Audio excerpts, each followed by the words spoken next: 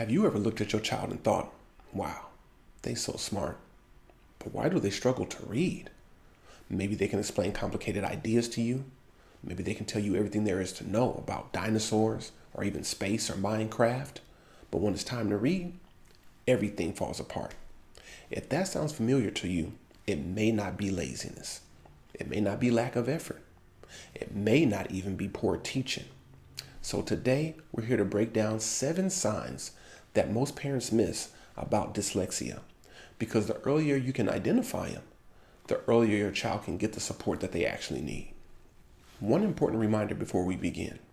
None of these symptoms diagnose dyslexia by themselves. Many children show 1 or 2 signs, but what we want to do is identify patterns over time, not just look at one single symptom and say, hey, there's the dyslexia right there.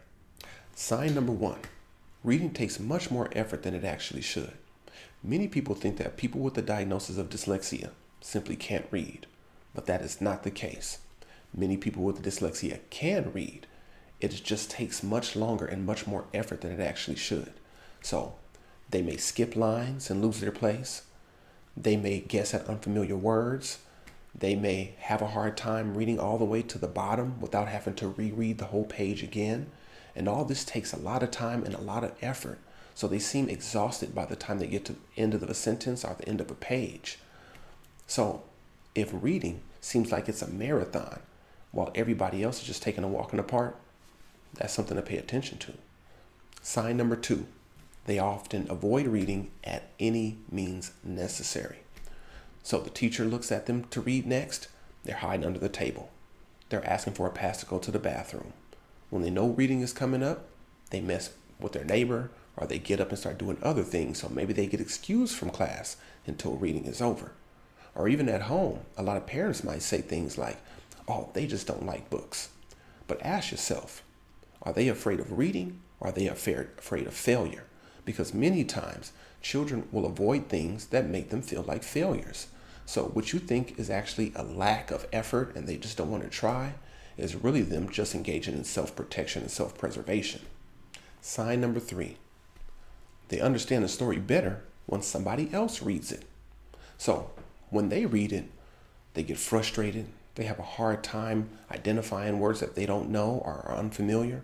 But when somebody else reads it, they can tell you the character, the plot, the setting. They can even give you plot twists and tell you what should be the sequel to this particular book. So a lot of times we're looking for certain things like phonological processing, or we might be looking at the ability to rhyme words. But something very easy like other people reading to you helps you to understand and comprehend the information a lot better can be assigned to a parent or a teacher that they may need further evaluation leading to further support. Sign number 4, spelling seems almost impossible. So they may spell the same word 3 or 4 different ways. They may put letters in places that you might think shouldn't go there. And they have a really difficult time spelling things from memory. So all of those have to do with underlying processes. And one of those processes we call orthographic processing, or the ability to remember whole words. Now, phonetic processing is a little bit different. There you can sound out each syllable and put the letters where they need to go. But a lot of children have to memorize the whole thing at once. So they look at it, they take a picture of it, and then they can remember how to read it. The difficult part is, then how do you spell it if you've only remembered it through sight words and through identifying it as a whole word at one time? So when you have those type of difficulties, that might be another sign that you might need further evaluation and support. Sign number 5, they mix up sounds more than expected. Now, this is one of the hallmarks of reading difficulties. Some people might say, oh, they reversed their letters, so they must be dyslexic. That actually has very little to do with the dyslexia at all, especially in the younger ages. But what does is their ability to do things like rhyme, identify the first sound in a word, identify the last sound in a word, maybe even blend letters together so that they make a whole word. Mixing those sounds up is a process that we call phonological processing or phonemic awareness.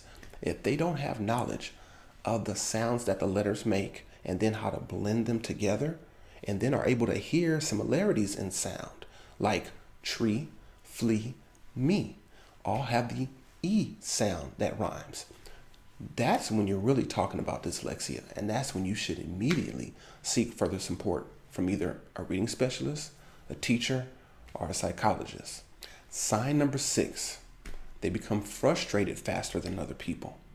Now, this is the hardest part of dyslexia. It can be actually heartbreaking because when you see somebody struggling to read and then they look around them and everybody else is just having a great time, reading back and forth through the books or the pages, telling each other their favorite parts, and then somebody else is sitting there looking at the book, really trying to figure out what the next word is. And then they say, you know what? Forget it. I'd rather go join the group. Forget all of this reading stuff. But when you see that they're becoming more frustrated, that's now a visible sign that reading is more laborious and it's much more difficult than previously thought. That's when you start to see messing with the neighbor, throwing things in class, trying to do things to avoid actually being called on. So it may be a behavior problem, but that behavior is a symptom, not the underlying cause. In this case, that underlying cause is the reading itself. Sign number 7, they start thinking that they're stupid. Many people with dyslexia start to say, I must be stupid. I can't get this. Everybody else can get it but me. It must be something wrong with me. I must be dumb. But what's happening is, it's not that they're not intelligent. It's that their brain is processing written information differently. And those are two totally different things. So what should parents do in this situation? Well, if you've identified any of these signs as familiar to you, don't panic. But don't wait either. The first thing you should do is go to your child's teacher and ask them, where do they fall? Are they average, below average? Where do they fall compared to the rest of their peers? If that seems to be an issue, that they're not performing up to standard, then maybe you want to get some interventions specifically targeted to the areas that they need. Then you can also get some help on what can I do at home to help support them? What level book should they be reading? What kind of exercises can we do together? What else can I do to help support my child at home? If that's still not working, then you might ask for a comprehensive evaluation, because then they can identify if it's orthographic processing, phonemic awareness, phonological processing, and then you'll have a much better idea and you can identify with pinpoint accuracy where the remediation needs to happen. So the earlier you get intervention, the better you can get the support that you need. So don't panic, but don't wait either, because the earlier you get it, the better it can be for the overall education.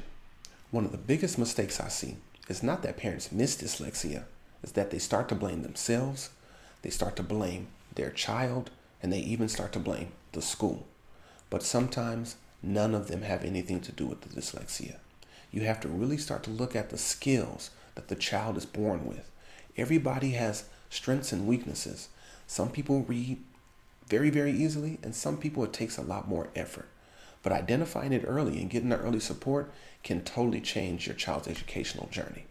So if you still have questions about what to do, you can also reach out to us, our link in our bio, and you can contact us for reading related support and even further evaluation.